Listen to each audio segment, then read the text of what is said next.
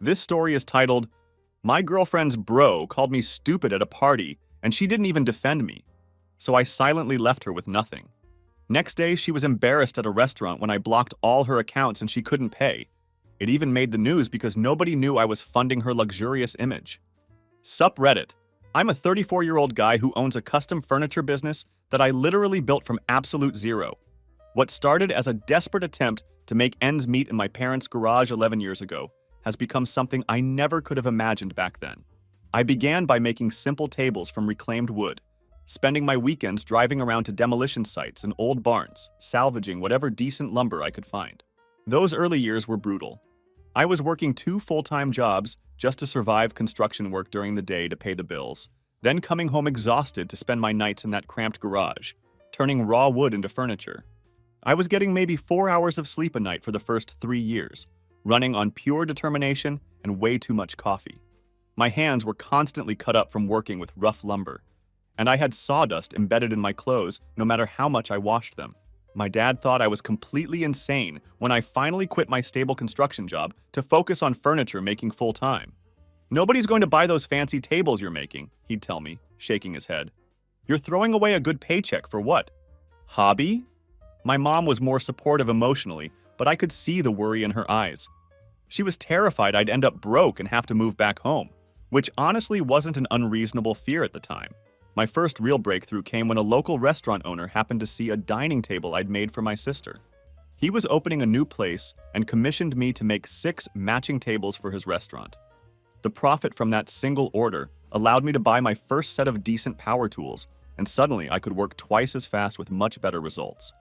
It was the first time I really believed this crazy dream might actually work. Growing up, we never had much money.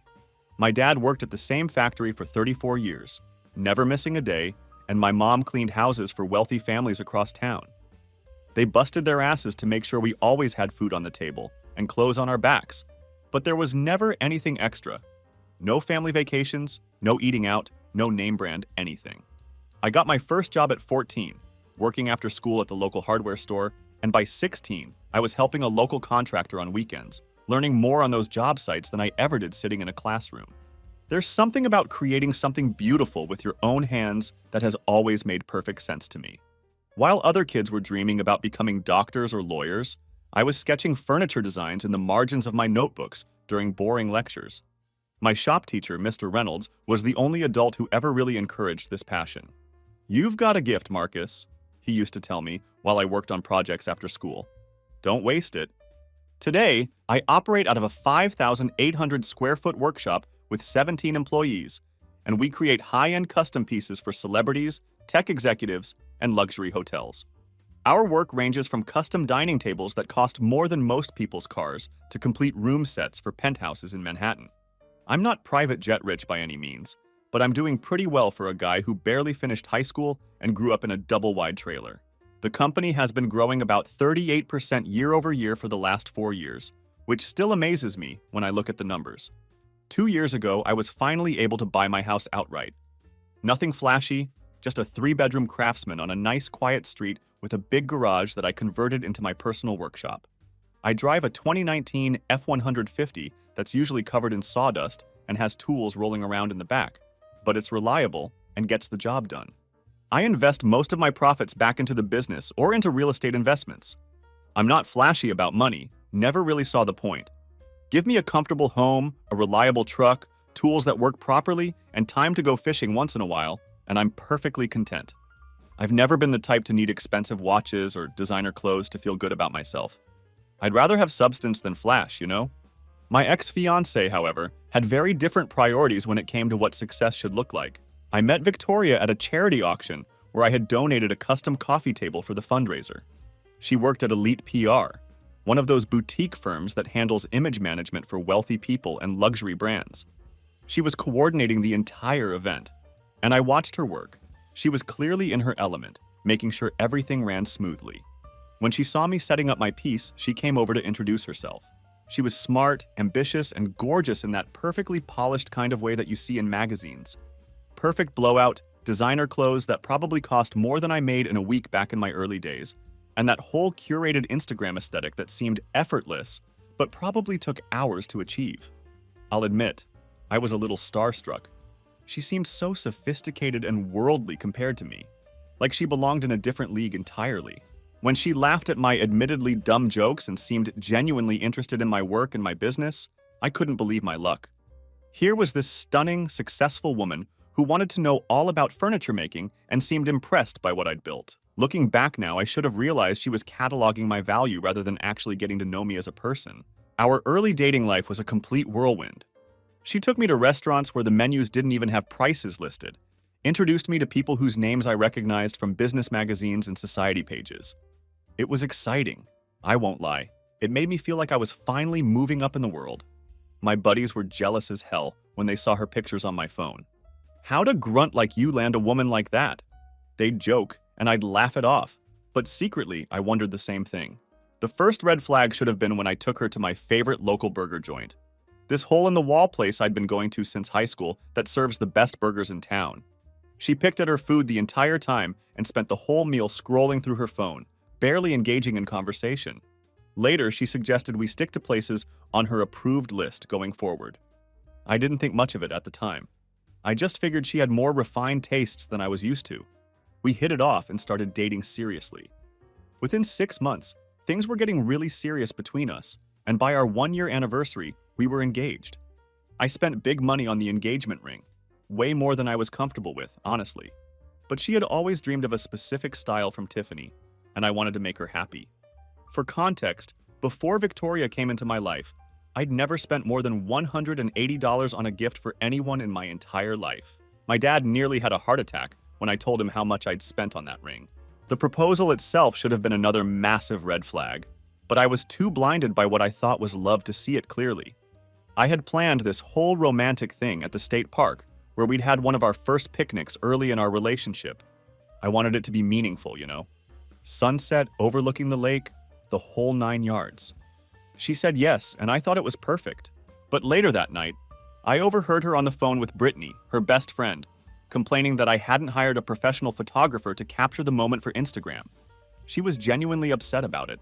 The next day, she actually made me recreate the entire proposal in what she called a more aesthetic location, so she could get the photos she wanted to post. That was the first time I felt like I was just a prop in her carefully curated life rather than her actual partner. Looking back now, there were red flags from day one. But you know how it is when you're wearing rose-colored glasses? All the red flags just look like regular flags. She was constantly suggesting that I upgrade my truck to a Range Rover, move to a better neighborhood, start wearing the kind of watches that successful men should have. She hated when I'd come home with sawdust in my hair or dirt under my fingernails from a day in the workshop. She was always asking why I needed to do the physical work myself when I could just manage the business and keep my hands clean. When we'd go to parties or events with her friends, she'd introduce me as the furniture guy, like I was some quirky hobby she had picked up rather than a business owner whose annual revenue was actually twice that of her PR firm, when I'd bring friends from my pre-Victoria life around. Guys I'd worked construction with, my childhood buddy who runs his own plumbing business. She'd be polite to their faces, but later ask me why I still hung out with people like that, when I could be networking with people who matter. As if the people who'd been there for me when I had absolutely nothing didn't matter at all. The first time I took her to my parents' house for dinner was particularly telling. She spent the entire car ride back to my place critiquing my mom's decor, my dad's outdated opinions, and what she called the quaint neighborhood where I grew up. I found myself defending them while simultaneously making excuses for her behavior, telling myself she just came from a different world and didn't mean any harm by her comments. One incident really stands out in my memory. My mom called while Victoria and I were at dinner with some of her PR friends and colleagues. My mom was upset because my dad had fallen off a ladder while cleaning gutters and was in the emergency room. It wasn't anything too serious, but she was shaken up and needed someone there. When I told Victoria I needed to leave to go check on them, she made this face, like I was being incredibly inconvenient, and said, "Can't your sister handle it? We're in the middle of something important here." I went anyway, and she didn't speak to me for 2 full days afterward. But I was in love, or at least I thought I was. I figured she just wanted the best for me and was trying to help me level up or whatever. Classic mistake of thinking someone's criticism comes from a place of love rather than control. So last month, we're at this cookout at her college friends Connor and Jessica's new place out in the suburbs. Nothing too special, just burgers and sparkling water with about 15 people total. I'm helping Connor with his brand new smoker. The dude had dropped serious money on this thing to impress his boss, but he had absolutely no idea how to use it, which I found pretty hilarious. Meanwhile, Victoria was off catching up with her PR friends and college buddies. I actually liked Connor quite a bit. He seemed like the most down-to-earth person in Victoria's entire social circle. He works in finance, but doesn't make his entire personality about it, you know? His wife Jessica is sweet too, and she always makes an effort to include me in conversations when the others start talking about people and places I don't know anything about. "Thanks for helping with this thing," Connor said, gesturing at the smoker while I adjusted the temperature controls. I watched like 5 YouTube videos and still couldn't figure it out. "No problem at all," I told him. "My buddy Derek has the exact same model. It's really all about temperature control. These digital ones are actually trickier than the old school ones once you get the hang of it. Victoria says your business is doing really well," he mentioned casually while we waited for the temperature to stabilize. "Yeah, I can't complain. We've got a waiting list that's about 5 months long now," I replied. "That's really impressive," he said, and I could tell he genuinely meant it. "You ever think about expanding? Maybe opening another location?" "Someday, maybe," I shrugged. "I like keeping it manageable, you know? Quality over quantity and all that." He nodded thoughtfully. "I respect that approach. Too many people get caught up in growth for growth's sake and lose what made them special in the first place." That conversation with Connor was probably the most genuine interaction I'd had with any of Victoria's friends in the entire time we'd been together. Most of them either completely ignored me or talked to me like I was some kind of curiosity. The blue-collar boyfriend who had somehow infiltrated their world. Then Brittany showed up. Brittany is Victoria's best friend from Duke, and if Victoria is polished, then Brittany is polished, shellacked, and lacquered to a high shine. Everything about her screams expensive, and she makes absolutely sure you know it. She's always dropping these casual references to her family's summer house on Lake Michigan, and her boyfriend who's supposedly crushing it in crypto. She's looked down on me from day one because I work with my hands and didn't attend some prestigious university. The first time I ever met Brittany, she asked what I did for work. When I told her about my furniture business, she literally said, "Oh, so you're like a carpenter. How authentic." Then she immediately proceeded to ask if I'd give her friends and family a discount on a custom dining table. When I quoted her my standard price, she laughed like I'd just told her the funniest joke she'd ever heard. "Oh, I didn't realize you were charging real furniture prices," she said. Whatever the hell that was supposed to mean. Brittany's the kind of person who manages to make absolutely everything about herself. If you mention that you went to Italy last summer, she'll jump in with some elaborate story about how she spent a semester in Florence and practically became a local. If you talk about being tired after a long day at work, she'll launch into this epic tale about her 80-hour work weeks and how she's literally surviving on nothing but LaCroix and pure determination. I've never once heard her ask anyone a genuine question about themselves. I was bringing Victoria a fresh, sparkling water when I heard Brittany's voice getting louder and more obnoxious as she addressed Victoria in front of everyone. "Seriously, Vic? Another year without going to Europe?" she said with this dramatic sigh. "When are you going to stop pretending to be happy with—" She glanced directly at me as I approached. "This lifestyle and live a little, my God?" Victoria laughed nervously and tried to deflect. "We're saving for the wedding and I've got some big client projects coming up," she explained. Then Brittany literally scoffed, like an actual audible scoff, and said, "God, he's such a basic loser. No ambition beyond making fancy tables for actual successful people. You could do so much better with your connections." Everyone at the party went completely quiet. It was like that awkward funeral kind of quiet where you can hear every little sound. Someone's ice clinking in their glass, a car driving by outside, the smoker humming in the background. All eyes were suddenly on me, standing there with a sparkling water in my hand like I was trapped in some twisted version of a reality show elimination ceremony. "And Victoria?" She laughed. Not nervously this time, but a genuine laugh, like Brittany had just made the funniest observation in the world. Then she looked right at me and said, "He tries his best," before taking the water from my hand without even meeting my eyes. Like I was some charity case she was dating out of pity, some project she was working on that just wasn't quite turning out right. I stood there for about 5 seconds, processing what had just happened. Then I put my own glass down on the nearest table, grabbed my jacket from the back of Connor's chair, and walked straight out of that house. I didn't say a single word to anyone, didn't look back, didn't make a scene. I just got in my truck and drove home. I remember sitting at a red light about halfway home, my hands actually shaking on the steering wheel, thinking about all the times Victoria had made little comments over the years that suddenly made sense in this new, horrible light. Comments like, "You're doing so well for someone without a college degree," or "Your business is really impressive considering where you started." Always these little qualifiers that I'd brushed off before, but now I could see them for what they really were. She thought I was beneath her, and she had been settling for me this entire time. There was this one incident about a year into our relationship that I'd almost forgotten about. We ran into one of her ex-boyfriends at a restaurant, some investment banker type in an expensive suit with slicked back hair, the whole Wall Street stereotype. Victoria introduced me as Marcus. He makes furniture. Not her boyfriend, not the owner of a successful business. Just, he makes furniture. The way she looked at that guy, all sparkling eyes and giggles, should have told me everything I needed to know right then and there. By the time I pulled into my driveway, my phone was going absolutely nuts. 14 missed calls and 27 text messages from Victoria. "Where did you go? You're embarrassing me. Stop being so sensitive. You're making a scene without even being here. Call me right now." Not a single, "Are you okay?" or "I'm sorry about what Brittany said." Nothing acknowledging how she'd laughed or how she'd completely failed to defend me. Just anger that I'd embarrassed her by leaving her to deal with the aftermath of her friend's cruelty. I turned my phone off and went to bed. I got up at 5 a.m. like I always do, did my 4-mile run, showered, and made my protein shake. My morning routine has always been my anchor, the thing that keeps me grounded no matter what chaos is happening around me in life. When I finally turned my phone back on, there were 42 more messages waiting for me. The last few had changed tone completely from angry to demanding. "I'm coming over. Open the door." "Why aren't you answering?" "This is so childish, Marcus." I texted back just one sentence. "I'll talk when you're ready to act like an adult." Before she arrived, I sat on my back deck drinking coffee and trying to process what had actually happened the night before.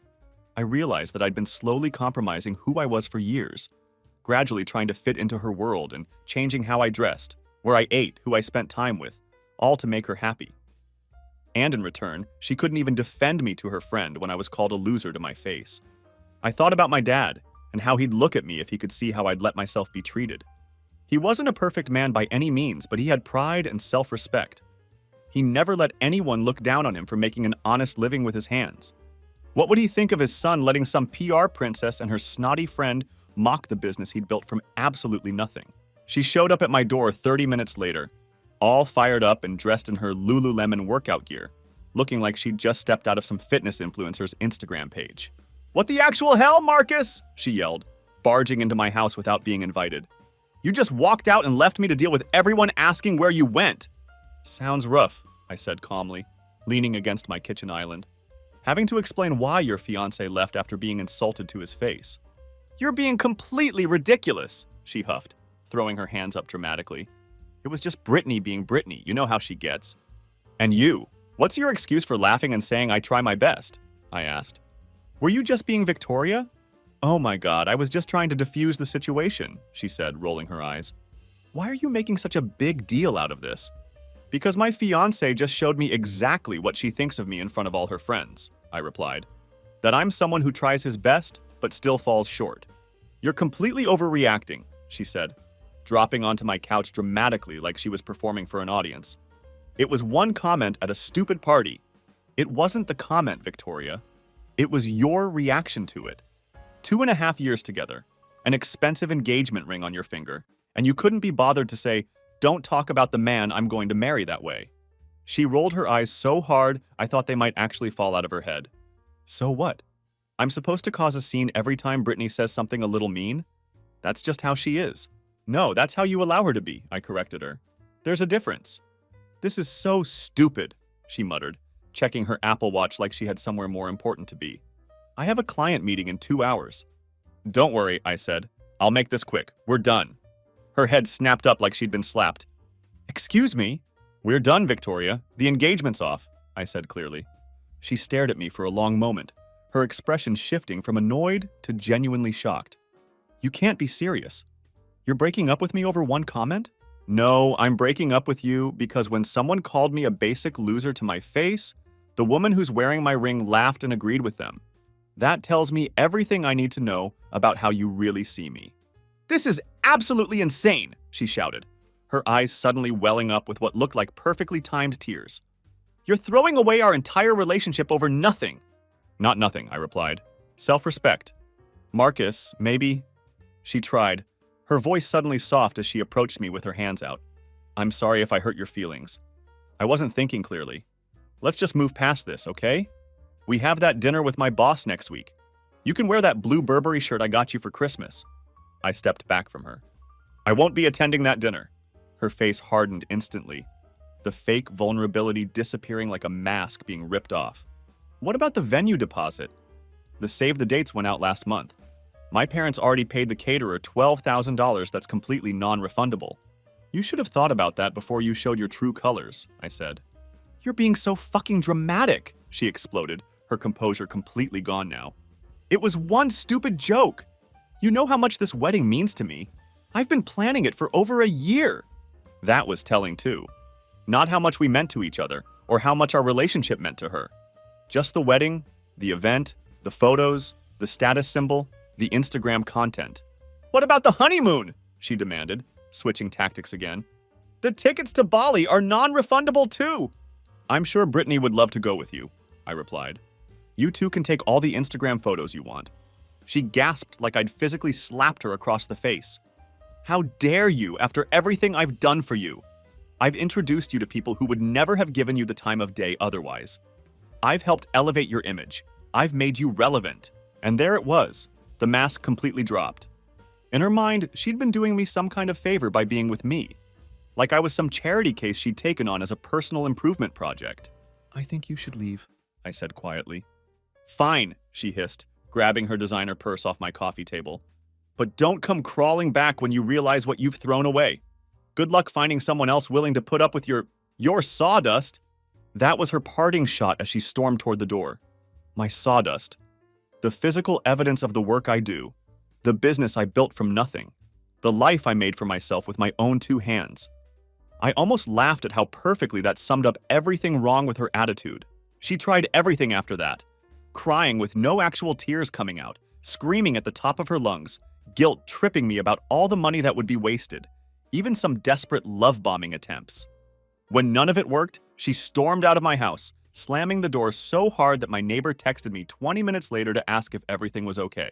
Over the next few days, I completely ignored her endless calls and texts. Instead, I focused on a major conference table commission I had for some tech startup and hit my home gym twice a day to work out my frustration. I told my shop manager that I'd be working from home for a while, handling just the design work, because I needed time to pack up Victoria's stuff from my place and figure out how to get my things back from her condo. We had never officially lived together, thank God, but after 2.5 years, our belongings had gotten pretty mixed up. I was methodical about packing her things, boxing everything neatly, making detailed inventory lists like it was a business transaction. The expensive engagement ring she'd left on my bathroom counter the last time she'd stayed over went straight into my gun safe for safekeeping. I also spent a lot of time thinking about how I'd ended up with someone who clearly viewed me as a project, to fix rather than a partner, to love and accept.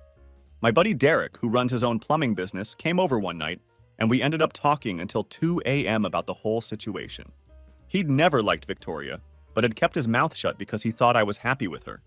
"She never looked at you like you were enough, man," he told me while we sat on my back deck drinking beer. "Always like you were some rough draft she was constantly editing."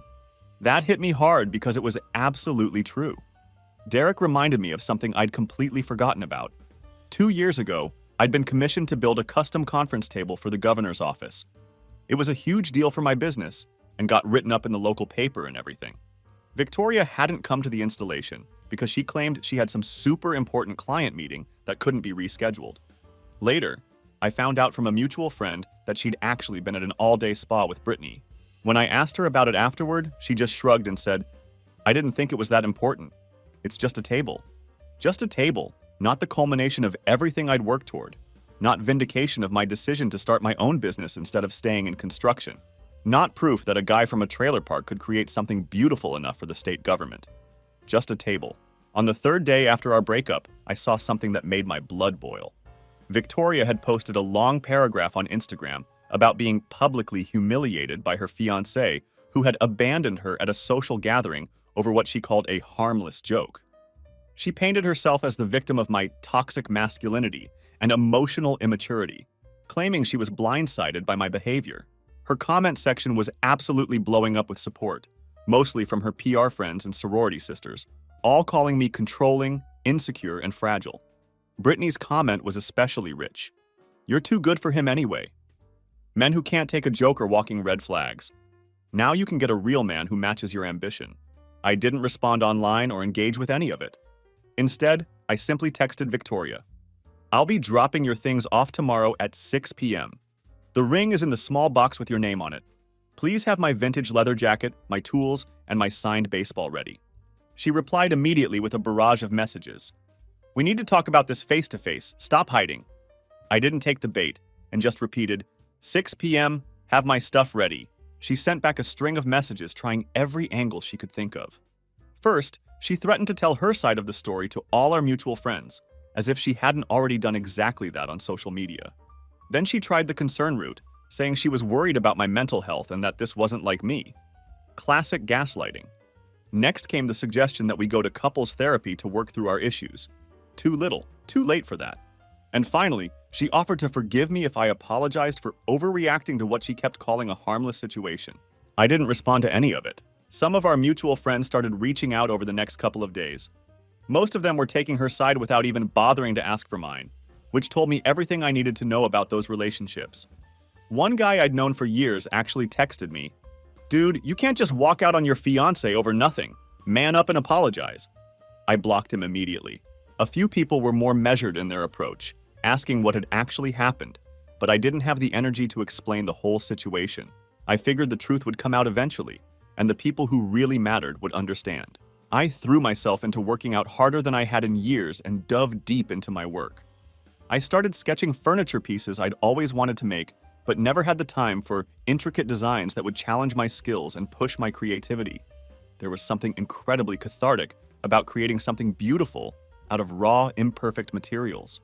There's probably a metaphor in there somewhere. When I arrived at Victoria's condo the next evening, she was clearly ready for me. She'd done herself up, hair perfectly blown out, full makeup, wearing that black dress she knew I used to like, with expensive perfume filling the entire room. These were classic Victoria manipulation tactics that I'd seen work on me too many times before, but now they just seemed desperate and calculated. "Marcus," she started, her voice gentle and practiced, "this has gone way too far. We need to talk." "I'm just here for my stuff," I said, placing the boxes of her belongings in the entryway. "Please, just 10 minutes.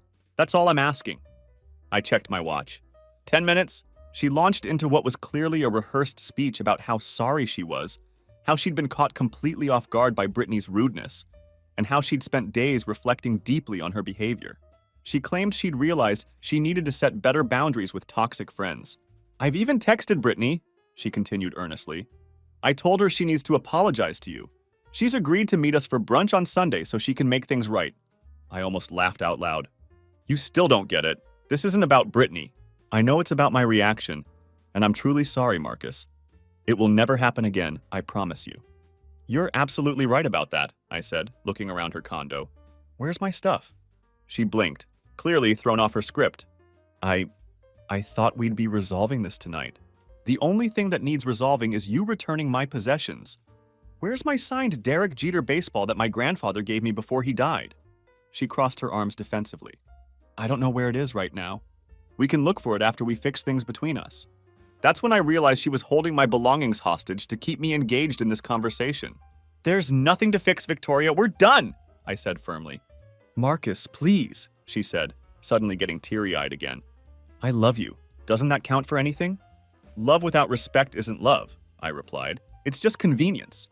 Her desperation quickly shifted back to anger, like flipping a switch. "Fine. You want to throw away everything we built because your fragile ego got bruised?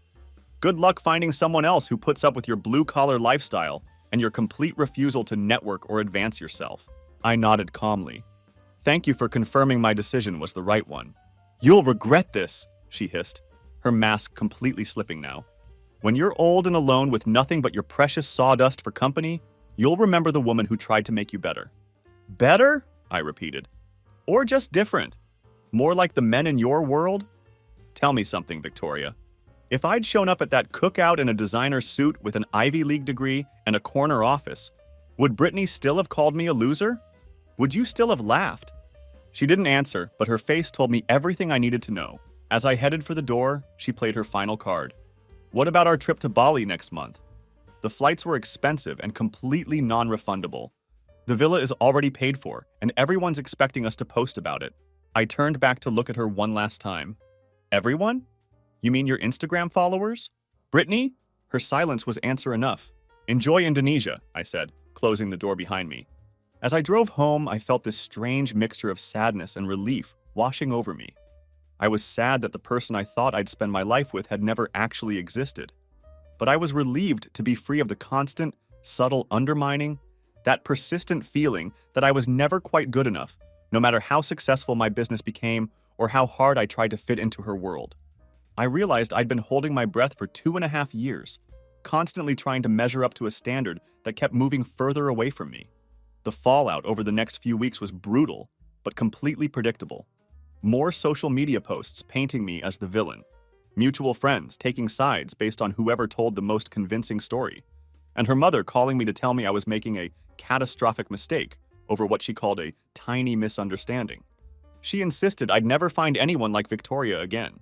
Thank God for that. I stayed quiet through all of it, focusing entirely on my business, reconnecting with old friends I'd neglected during my relationship, working out daily, and slowly rebuilding my life without the constant criticism and suggestions for improvement.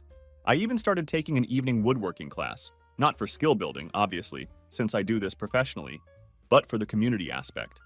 I made some genuinely good friends there who appreciated real craftsmanship and didn't care what brand of watch I wore or whether I drove a luxury vehicle. I reconnected with people from my old neighborhood, guys I'd grown up with who had seen me hustling and grinding from day one.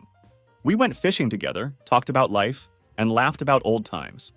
No one asked me about my personal brand or suggested I needed a complete makeover. It was like remembering who I really was after years of slow, systematic erasure. My sister came over one weekend to help me rearrange my house and get rid of all the little touches Victoria had added over the years that had never felt quite right to me. Things like decorative pillows that were for show only and candles that cost more than my monthly grocery budget but were apparently essential for the right aesthetic. You seem lighter, my sister told me as we boxed up the last of Victoria's influence on my living space. Like you just got out from under something really heavy. She was absolutely right.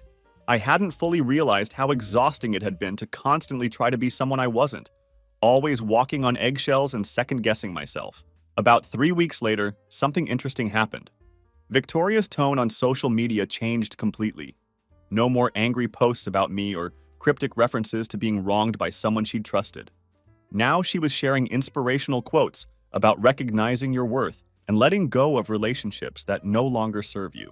It was a classic rebrand, spinning the narrative to make it look like she had been the one to end things. Then Jessica, Connor's wife, called me completely out of the blue one evening. "Marcus, there's something you should know about what happened after you left the cookout," she said. "I'm listening," I replied, curious about what had gone down after my dramatic exit. "After you left, Brittany went completely off the rails.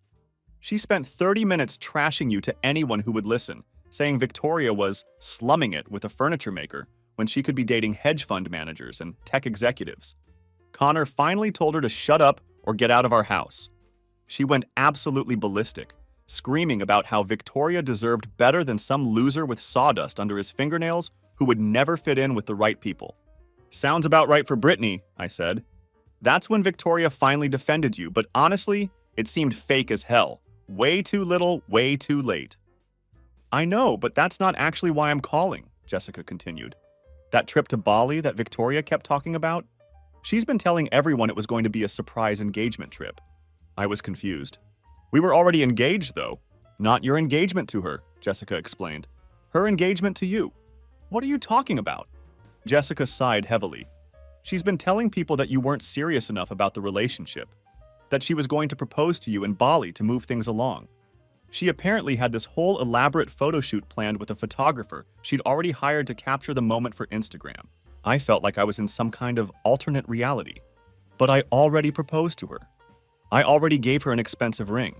which she's been telling everyone she had to settle for because you wouldn't let her help pick out something worthy of her brand, Jessica said. I was absolutely stunned. The level of delusion and manipulation was beyond anything I could have imagined. But Jessica wasn't done dropping bombshells. Remember how Victoria was always posting those designer bags and shoes on her Instagram? She asked. Yeah, of course. Well, Marcus, she can't actually afford that stuff on her PR salary. She's been maxing out credit cards in your name for over a year, using them for what she called her image maintenance. I felt like someone had just punched me in the gut. What? I never opened any joint credit accounts with her. She didn't need you to. She's been taking pictures of your credit cards and ID while you were sleeping. Connor overheard her bragging to Brittany about it at the party, talking about how she's been investing in her future by building the right image now, and how once you two were married, your furniture business would finally be put to good use, funding her lifestyle. I immediately hung up and checked my credit report online. Sure enough, there were 3 credit cards I had never opened, all maxed out at ridiculously high limits. Designer clothes, luxury spa treatments, first-class flight upgrades, expensive restaurants where she claimed she was taking clients but were actually girls' nights out with Brittany. It was all there in black and white. There's even more, Jessica continued when I called her back. That business connection she was always talking about, the one that was supposedly going to take your furniture business to the next level, it's completely made up. She and Brittany cooked up the whole thing to make you think she was essential to your success. They figured that once you were married, you'd be grateful enough to fund their influencer lifestyle indefinitely. They've been planning this scheme for months. Everything suddenly clicked into place like pieces of a puzzle I hadn't realized I was solving. Victoria's constant dissatisfaction with my perfectly successful business, her pushing me to make connections through her network, all those subtle digs about my clothes, my truck, my house, all while she was secretly stealing from me to maintain her fake lifestyle. Why are you telling me all this? I asked Jessica. Because you seem like a genuinely good guy who got caught up with someone incredibly toxic, she replied. And because what they did to you, they'll probably do to someone else eventually. Connor and I are completely done with both of them. We've cut them out of our lives entirely after what we heard at that party. I really appreciate this, I said, meaning every word. More than you know. One last thing, Jessica added. Check your email in about an hour. I'm sending you screenshots of text conversations between Victoria and Brittany that Connor found when he was helping Brittany with her phone at the party. She left it unlocked and he saw your name pop up in their chat. He feels absolutely terrible about not saying something sooner. The screenshots arrived exactly an hour later, and reading through them made me physically sick to my stomach. There were actual photos of my credit cards that Victoria had taken while I was sleeping. Jokes between her and Brittany about how I was their meal ticket. Detailed plans for how they were going to redecorate my house once Victoria moved in permanently after our wedding. They even had a shared Pinterest board called Marcus's Makeover, with expensive suits, luxury watches, and even plastic surgery options they thought I needed. The most revealing exchange was from just 2 days before the cookout that changed everything. Brittany, when are you going to drop this whole charade and find someone actually on your level? Watching you pretend to be interested in furniture making is genuinely painful.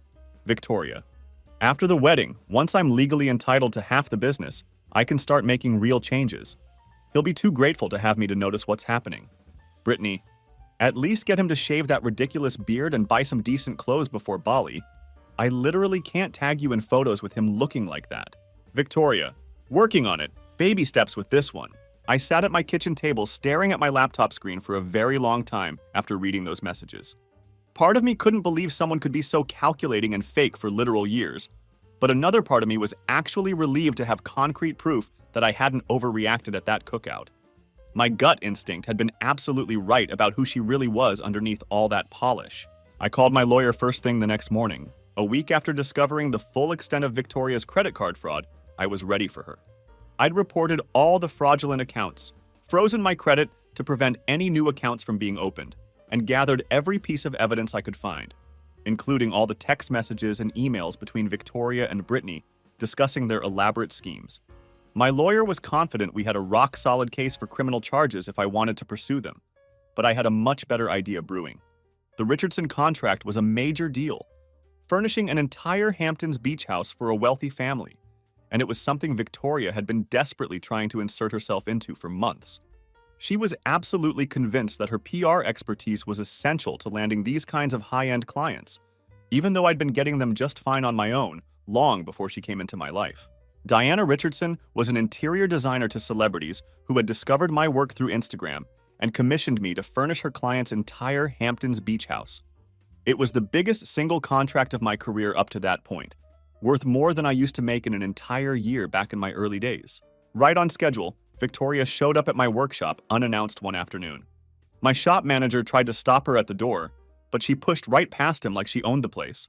"We need to talk," she insisted, tapping her foot impatiently while I continued working. "It's about the Richardson contract." I kept sanding the table I was working on, not bothering to look up. "I'm busy, Victoria.